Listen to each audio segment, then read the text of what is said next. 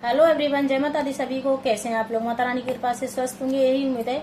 माता रानी आप लोगों पे हमेशा कृपा दृष्टि बनाए रखे। तो आइए जानते हैं मंगला गौरी व्रत सावन में कितने पड़ रहे हैं और इसकी क्या क्या विधि है, क्या सामग्री है, हमें किस प्रकार से मंगला गौरी व्रत रखा जाता है, इसमें क्या खाया जाता है, क्या नहीं खाया जाता है, इसका शुभ मुहूर्त कितने बजे से है और मंगला गौरी व्रत कितने पड़ रहे हैं, किस डेट को पड़ रहे हैं, इसका में मंत्र क्या है, इसकी क्या क्या हमें सामग्री लेनी होती है। आइए इसी टॉपिक पे मेरा वीडियो जानते हैं। सबसे पहले आता है सावन में मंगला गौरी व्रत 4 पड़ रहे हैं। सबसे पहला जो मंगला गौरी व्रत पड़ेगा 15 जुलाई को पड़ेगा और दूसरा मंगला गौरी व्रत 22 जुलाई को पड़ेगा और तीसरा मंगला गौरी व्रत 29 जुलाई को पड़ेगा और जो चौथा मंगला गौरी व्रत पड़ेगा 5 अगस्त को पड़ेगा। तो डेट नोट कर लें। अब आता है शुभ मुहूर्त कितने बजे से है जो हम मंगला गौरी व्रत रखेंगे। शुभ मुहूर्त हमारा जो सुबह एक तो 4 बजे से ब्रह्म मुहूर्त में है, तो बहुत जल्दी है, इसलिए हम नहीं कर पाएंगे। बहुत लोग कर लें तो ठीक है, 4 बजे से स्टार्ट है तो आप कर सकते हैं। अब आता है कि जो अभिजीत मुहूर्त होता है वो कितने बजे से है। तो 11:59 से अभिजीत मुहूर्त स्टार्ट हो रहा है और 12:55 पे समापन हो रहा है। तो इस बीच में हम पूजा कर सकते हैं। अब आता है इस व्रत को रखने से हमें क्या फल मिलता है और क्या नहीं मिलता। तो जो मंगला गौरी व्रत होता है वो हम व्रत करने से हमें अखंड सौभाग्य की प्राप्ति होती है, हमारे पति की लंबी उम्र के लिए किया जाता है और विवाहित जो सुखी शांति के लिए व्रत किया जाता है। और जो कुंवारी कन्या है वो भी इस व्रत को कर सकती हैं। वो मन वांछित वर के लिए इस व्रत को किया जाता है जो कुंवारी कन्याएं की करती हैं। अब आता है कि यह व्रत संतान प्राप्ति के लिए भी किया जाता है। जिनके संतान की प्राप्ति नहीं हो रही है तो वो भी इस व्रत को कर सकते हैं। इससे 100% रिजल्ट मिलता है और माता पार्वती सारी मनोकामना को पूर्ण करती हैं। और जिनके मंगल दोष होता है, मंगल दोष को भी दूर करने के लिए व्रत रखा जाता है। मंगल दोष भी दूर होता है मंगला गौरी व्रत रखने से। और अब आता है हमें सामग्री, हमें कौन कौन सी सामग्री लेनी है जो हम पूजा करते हैं मंगला गौरी में व्रत में। सबसे पहले माता पार्वती का और भोलेनाथ का हमें एक फोटो ले लेना है, फ्रेम ले लेना है, या मंदिर में जाके हम पूजा कर सकते हैं। अगर हम मंदिर में नहीं जा सकते तो अपने घर पे भी हम पूजा कर सकते हैं। और सबसे पहले हमें नहाना स्नान करना है, मतलब गंगा जल मिला के स्नान करें और या किसी नदी में, पवित्र नदी में जाके स्नान करना है। आप लोगों को सुबह लाल कलर के कपड़े हों तो वो पहने, सबसे अच्छा रहता है। जो माता पार्वती का हमें पूजन करना है, अपना जो लेडीज हैं अपना श्रृंगार करके अपनी माता पार्वती का पूजा कर सकती हैं। अब आता है हमें क्या क्या सामग्री लेनी है। और हमें एकदम तामसिक भोजन बिल्कुल भी नहीं करना है। एक दिन पहले इस बात का भी विशेष ध्यान रखना है क्योंकि जो भोजन होता है वो 24 घंटे तक रहता है हमारे पेट के अंदर, तो इस बात का भी ध्यान रखना है। जो भी भोजन खाना है आपको बिल्कुल सादा सिंपल भोजन करना है एक दिन पहले, फिर हमें व्रत रखना है मंगला गौरी का। अब आता है कि हमें सामग्री में क्या क्या लेना है।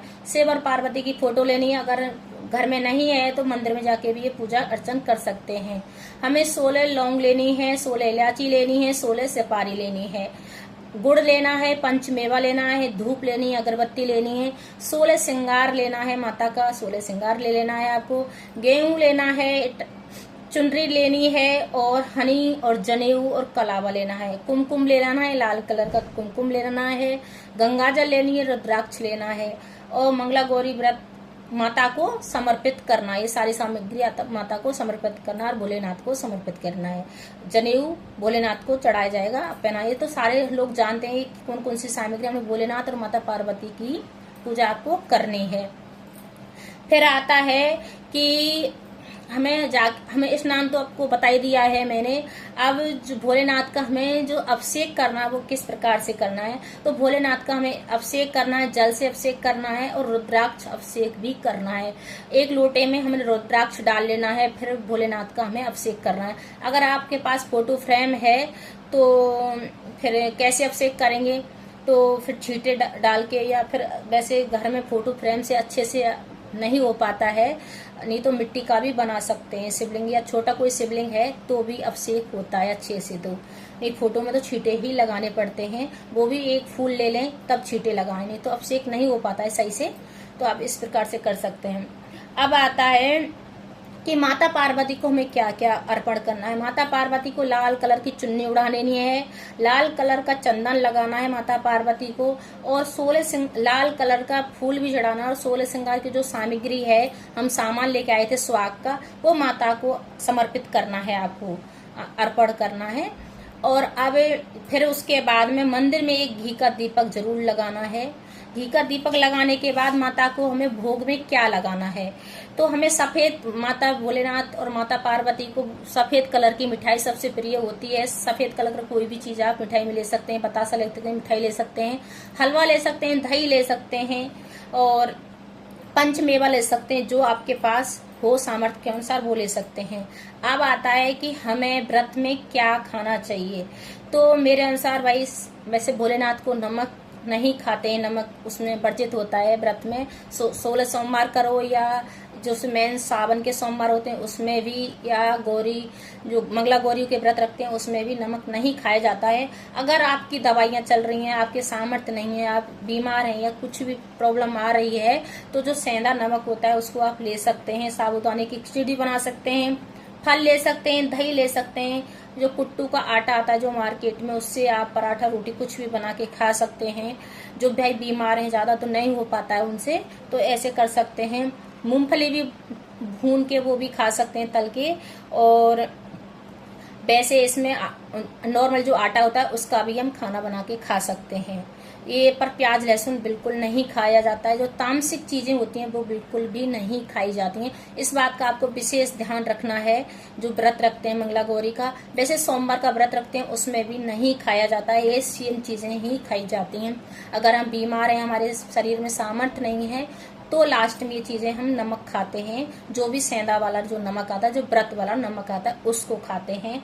क्योंकि बहुत लोगों के बीपी लो भी हो जाता है जो नमक की कमी के अनुसार, तो उसकी वजह से हम लोग खा लेते हैं। अब आता है जो हम लास्ट में जो मंगला गौरी का जो व्रत रखते हैं, तो वो मंत्र कैसे उच्चारण करना है आप लोगों को। तो मैंने उस टाइम मैंने सारी चीजें बता दी थी, मंत्र नहीं बताया था। मेरी पूरी वीडियो आपको देखनी पड़ेगी तभी मंत्र का आएगा, नहीं तो फिर आप छोड़ दोगे हर चीज। तो सबसे पहला मंत्र है, जैसे बहुत सरल मंत्र बता रही हूँ, ओम उमा महेश्वराय नमः। ओम उमा महेश्वराय नमः। इस मंत्र को बोलते हुए आपको माता पार्वती का और भोलेनाथ का पूजन करना है। और जो दूसरा मंत्र है, सर्व मंगल मंगलाय शिवे सर्वार्थ साधिके शरण्ये त्र्यंबकाय गौरी नारायणी नमस्तुते। इस मंत्र का भी जाप कर सकते हैं। अगर आप पे नहीं आ रहा है तो मंगला गौरी का व्रत का मंत्र गूगल पे देख सकते हैं, तो उससे आपको आसानी हो जाएगी। और अच्छे से मंत्र का उच्चारण करना है, गलत उच्चारण नहीं करना है। उससे क्या है, जो हम व्रत करते हैं उसका फल नहीं मिलता है। सो इससे अच्छा है कि जो शॉर्ट में आपको मंत्र लगे उसका उच्चारण कर सकते हैं। अगर मेरी वीडियो थोड़ी सी भी यूजफुल लगी हो तो लाइक करें, शेयर करें, कमेंट करें, सब्सक्राइब करें, और जय माता दी सभी लिखें, और हर हर महादेव कमेंट में जरूर लिखें। जय माता दी सभी को।